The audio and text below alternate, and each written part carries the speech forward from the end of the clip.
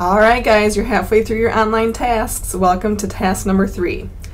So when you were doing task number 1 and 2, you probably realized that finding legit information on the web is much harder than just typing your topic into the search engine and then selecting the top 5 results. That will usually get you nowhere fast. So the question is, how do we make online searching better? And there's good news to that. So I found the key to research. Let's see what our light bulb says. Why not choose sources from a place that does the evaluation process for us? And the places that do that for us are called databases. Now, fortunately, we've got some access to some databases through 2 major resources.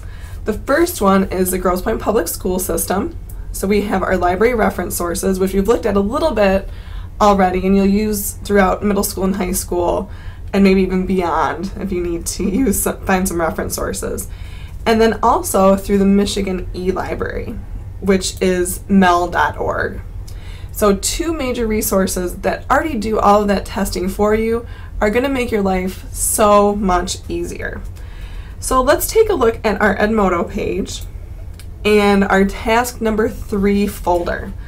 Again, when you take a look at the information in the folder, right now there are 3 links. The online task number 1, which is the online worksheet. So I'd like you to right click, open that link in a new window. And we're going to make this window a little bit smaller so we can see what this looks like side by side as we do our work today. And then in Edmodo we also have a link to the Grosse Pointe Public School System library reference sources and the Michigan e-library. So if we take a look at the Grosse Pointe Public School System library reference sources, and I make this window a little bit smaller so you can see them side by side.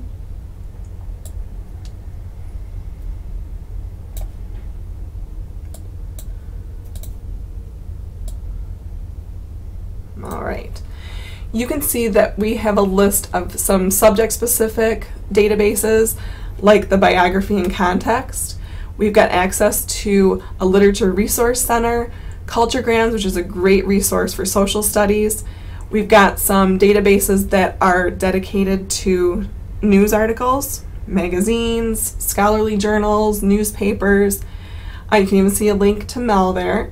And then we also have some general reference tools, like an online encyclopedia through the World Book Web. But if you take a look at the online task number 3 on the left-hand side of your screen right now, you can see, again, we're going to be entering information just like we have before. Last name, comma, first name. Selecting your informational teacher. Let's say that we're going to choose Ernst this time. Second hour B day. The first tool that we're going to take a look at is opposing viewpoints in context. So through the Grosse Pointe Public School System page, you can see in the very first section, the database section, there is a link to opposing viewpoints in context. The online task number 3 is going to ask you to do some things within opposing viewpoints. So you're going to do a search. Let's say that the search was for gun control. One of the things you'll notice when you do a search in the opposing viewpoints is if it is a highlighted topic, you will see in bold and italics that topic pretty close to the top of your search results. That's what you're going to want to choose when you do your research today. So let's say I've selected gun control, and you can see that you are given a number of different types of sources: featured viewpoints, news, statistics, and so on. All of these have been reviewed by Gale, which is the database company, to determine that they are legit sources for use for student research. So the opposing viewpoints will be what you'll be evaluating first in your online task number 3. Further down, you'll be looking at some of the library reference sources that are not specifically databases. They're more of reference tools. So you're going to take a look at the World Book Web, and because you are in middle school, you don't need the kids version anymore, but we are going to use the student version, and you'll be doing a little bit of exploring through the student version of the World Book Web. Finally, on task number 3, you're going to be going to the Michigan e-library. So if I type in mel.org,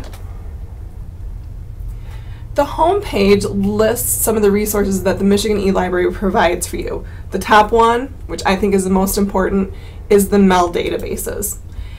So depending on the first letter of your last name, you can see over on the task number 3 worksheet, if the first letter of your last name is A, B, C, or D, you're going to be checking out culturegrams. E, F, G, or H, the ebook K8 collection. I would, of course, because my last name starts with a P, select that, and I want to evaluate the Gale Virtual Reference Library. In the MEL databases, you'll be able to scroll through these. They're in alphabetical order. So I'm going to be looking at the Gale Virtual Reference Library and doing a little evaluation of my own. So I'm going to be looking for, and you'll be looking for in your research for task number 3, types of resources your database allows you to access, and how to search within your assigned database. So make sure to look at some of the advanced search tools like the one that I'm pointing to right now on the Gale Virtual Reference Library. Finally, you're going to compare the results that you find in your database search to what you've done in task number 1 and 2 with web searches. It's a pretty easy task. It's going to take a little bit of time, but it's a really important one, and I think you'll really like databases as a tool. Again, make sure if you complete or when time is up in class, make sure you hit submit. If you hadn't finished the work, you can always go back and submit again, making sure to fill in the answers to the first 3 questions on the online task. Your last name, first name, informational teacher, and your hour day. Good luck. Task number 3, almost done.